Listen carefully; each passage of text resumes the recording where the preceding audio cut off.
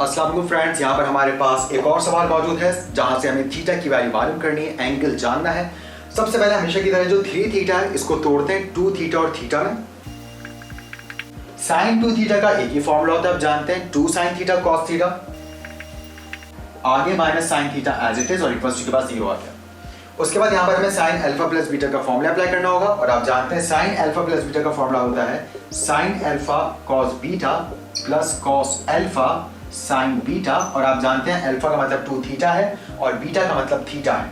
Minus 2 sine theta cos theta as it is और आगे फिर हमारे पास माइनस साइन थीटा आ गया। अब हम ये चाहेंगे कि ये जो पूरा हमारा सवाल है ये साइन में वापस आए, क्योंकि हमारे पास सवाल साइन में ही था लेकिन यहाँ कॉस की इन्वॉल्वमेंट हो चुकी है। तो अब इस कॉस को भी हम साइन में कन्वर्ट करेंगे और वो बहुत आसान है क्योंकि यहाँ पर साइन 2 थीटा मौजूद है।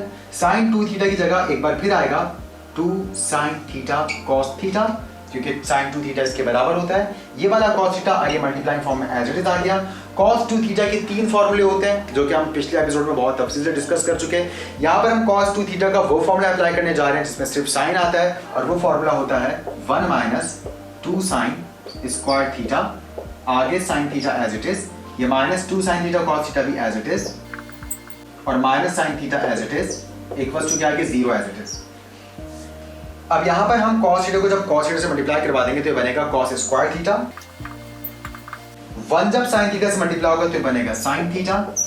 माइनस प्लस माइनस होता है 2 sin स्क्वायर थीटा जब sin थीटा से मल्टीप्लाई होगा तो ये बनेगा 2 sin क्यूब थीटा, क्योंकि आप जानते हैं ब्रैकेट sin थीटा से मल्टीप्लाई हो रहा था, फाइनली हमने मल्टीप्लाई करवा दिया। आगे minus 2 sin theta cos theta as it is. अब हम यहां देख सकते हैं प्लस sin थीटा से माइनस sin थीटा कैंसिल हो रहा है और यहां पर ये 2 sine theta cos square theta as it is आ जाएगा। आगे minus 2 sine cube theta as it is और आगे minus 2 sine theta cos theta as it is. अब हम देख सकते हैं तीनों ही टर्म्स में से साइन थीटा कॉमन आ रहा है तो हम साइन थीटा कॉमन लेते हैं, साथ ही साथ 2 भी कॉमन आ रहा है 2 भी कॉमन ले लेते हैं। अब जो बचेगा वो हम उठा के ब्रैकेट के अंदर लिखना शुरू करते हैं। 2 साइन थीटा बाहर यहां से रह गया cos square theta, minus sine के बाद 2 साइन थीटा बाहर है, यानी कि 3 साइन मल्टीप्लाइंग फॉर्म में थे, एक साइन बाहर जा चुका है, 2 भी बाहर जा चुका है, तो अब यहाँ पर हमारे पास सिर्फ रह गया sine square theta. Minus sine के बाद यहाँ पर 2 साइन थीटा बाहर है, यहाँ पर अब हमारे पास सिर्फ रह जाएगा कॉस थीटा। जब दो वैल्यूज मल्टीप्लाइंग फॉर्म में 0 के इक्वल होती है हम दोनों को अलग अलग 0 के इक्वल कर लेते हैं, तो 2 साइन थीटा आ जाएगा 0 के इक्वल और साथ ही साथ cos square theta minus sign square theta minus cos theta, ये भी आ गया 0 के इक्वल। तो हमने सोचा था कि शायद हम जो है वो इसको साइन में कन्वर्ट कर लेंगे, मगर आप देख सकते हैं कि एक इक्वेशन जो हमारे पास है वो तो साइन में कन्वर्टेड है, मगर जो दूसरी इक्वेशन है इसमें हमारे लिए ये ज्यादा आसान है कि हम इस इक्वेशन को कॉस में कन्वर्ट कर लें, क्योंकि आप जानते हैं कि sign square theta 1 minus cos square theta के इक्वल होता है। तो इसलिए मैं साइन स्क्वायर थीटा की जगह 1 माइनस कॉस स्क्वायर थीटा लिखने जा रहा हूँ और साथ ही साथ यहाँ पर मैं इस इक्वेशन में 2 को 0 से डिवाइड करने जा रहा हूँ। तो 2 जब 0 से डिवाइड हो जाएगा तो वो 0 ही हो जाएगा और यहाँ पर साइन थीटा की वैल्यू 0 आ जाएगी और यहाँ पर प्लान के मुताबिक हम साइन स्क्वायर थीटा की जगह 1 माइनस कॉस स्क्वायर थीटा लिख देंगे। उसके बाद यहां पर तो साइन इनवर्स ऑफ 0 आप जानते हैं 0 ही होता है और आप जानते हैं कि साइन 0 भी 0 होता है और साइन 180 डिग्री भी 0 के इक्वल होता है। तो ये वजह कि एक और पॉसिबल आंसर यहाँ पर 180 डिग्री भी है जिसको आप पाई लिख सकते हैं, क्योंकि जब भी हमारे पास बॉर्डर्स पर जवाब आते हैं तो बिल्कुल सेम जवाब लाने के लिए 180 डिग्री का डिफरेंस अगर लें, 180 डिग्री आप स्किप करें या रेवोल्यूशन करें 180 डिग्री का, तो जो भी एंगल आता है वो भी एग्जैक्टली वही जवाब आपको ला कर देगा, यानी कि साइन 0 भी 0 होगा और साइन 180 डिग्री भी 0 होगा। यही वजह है कि यहाँ पर हमारे पास 0 और पाई दोनों पॉसिबल जवाब हमारे सामने हैं। इस तरह से अब इसी क्वेश्चन को सॉल्व करते हैं तो सबसे पहले माइनस साइन से इस ब्रैकेट को ओपन करते हैं, minus plus minus 1 minus minus plus cos square theta minus cos theta equals to 0 as it is. Cos square theta plus cos square theta बनेगा 2 कॉस स्क्वायर थीटा, इसको arrange कर लेते हैं माइनस कॉस थीटा और आगे लिख देते हैं माइनस 1 इक्वल्स टू 0।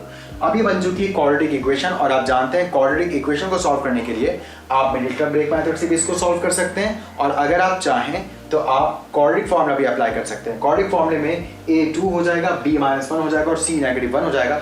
मगर यहाँ पर हमारे लिए आसान है इसको मिडिल टर्म ब्रेक मेथड से सॉल्व करना, क्योंकि 2 1 2 होता है। हमें दो ऐसे नंबर चाहिए जो मल्टीप्लाई हो तो 2 आए और एक नंबर में से दूसरा नंबर माइनस हो तो मिडिल टर्म में मौजूद नंबर 1 आए। तो आप जानते हैं 2 1 2 होता है और 2 -1 1 होता है। तो हम यहाँ पर मिडिल टर्म को तोड़कर लिख देंगे 2 cos square theta, 2 cos theta and 1 cos theta. और हम साइन बहुत ध्यान से लगाते हैं, खासतौर पर जब हम सब्ट्रैक्ट करके मिडिल टर्म को ब्रेक करते हैं। तो आप जानते हैं ऐसी सिचुएशन में मिडिल टर्म का साइन बड़े हिस्से के साथ आता है, क्योंकि हमने मिडिल टर्म को दो हिस्सों में तोड़ दिया है। That is why we named this method middle term break method, यानी कि मिडिल टर्म को तोड़ने का मेथड। तो मिडिल टर्म के दो टुकड़े हो गए, एक -2 cos थीटा, मिडिल टर्म का साइन बड़े हिस्से के साथ आ गया और छोटे हिस्से के साथ प्लस साइन आ गया। अब आप इन दो टर्म्स में से अगर देखें तो 2 cos थीटा कॉमन आ रहा है, यहां से हमने 2 cos थीटा कॉमन ले लिया। इधर अब हमारे पास रह जाएगा cos थीटा -1, प्लस साइन के बाद यहाँ कुछ कॉमन नहीं तो हम 1 कॉमन लेंगे। इधर भी हमारे पास रह गया cos थीटा -1 और इस पर अब मैं ज्यादा बात नहीं कर रहा क्योंकि बहुत तफसील से हम पिछले एपिसोड्स में इन चीजों को डिस्कस कर चुके हैं। मजीद आप देख सकते हैं दोनों टर्म्स में कॉमन आ रहा है cos थीटा -1 और हमारे पास cos थीटा -1 कॉमन आने के बाद रह जाएगा 2 cos थीटा और यहां से रह जाएगा +1। अब जब भी दो ब्रैकेट्स मल्टीप्लाइंग फॉर्म में 0 के इक्वल होते हैं तो दोनों ही को अलग अलग 0 के इक्वल कर सकते हैं। तो यहाँ पर cos थीटा -1 भी 0 के इक्वल आ जाएगा और 2 cos थीटा +1 भी 0 के इक्वल आ जाएगा। तो यहाँ पर 1 वहां पे जाके +1 हो जाएगा और जब हम cos को उठा के वहां शिफ्ट करेंगे तो ये बनेगा थीटा = cos इनवर्स ऑफ 1। और आप जानते हैं cos इनवर्स ऑफ 1 0 डिग्री होता है। तो इसको आप 0 डिग्री भी कह सकते हैं, आप इसको 0 रेडियन भी कह सकते हैं। उसका कोई और पॉसिबल जवाब नहीं होगा क्योंकि अगर आप 180 डिग्री के रेवोल्यूशन पर आगे आए तो 180 डिग्री पर आप पहुंचेंगे और cos 180 डिग्री पॉजिटिव 1 नहीं होता बल्कि -1 होता है।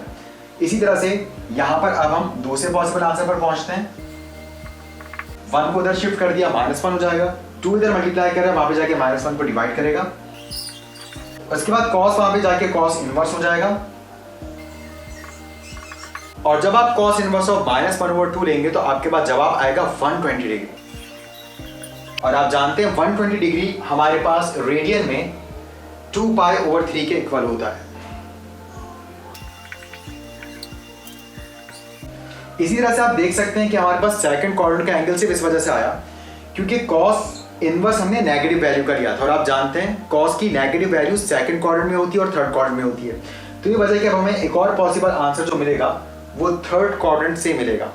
लेकिन जिस तरह मैंने आपसे कहा कि आप चाहें तो इसी 2π/3 को प्लस में भी लिख लें और माइनस में भी लिख लें और इसका जो पीरियड है 2nπ वो जब आप अप्लाई करेंगे तो ज़्यादा बात है 2nπ का मतलब 360 डिग्री होगा। नंबर ऑफ रेवोल्यूशन अगर 1 है तो 360 डिग्री में से जब हम 120 डिग्री माइनस करेंगे तो खुद ब खुद 240 डिग्री आएगा।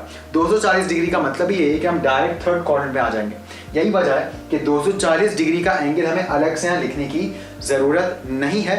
तो इस वजह से हम इसको बस प्लस माइनस करके 2nπ के साथ लिख देंगे।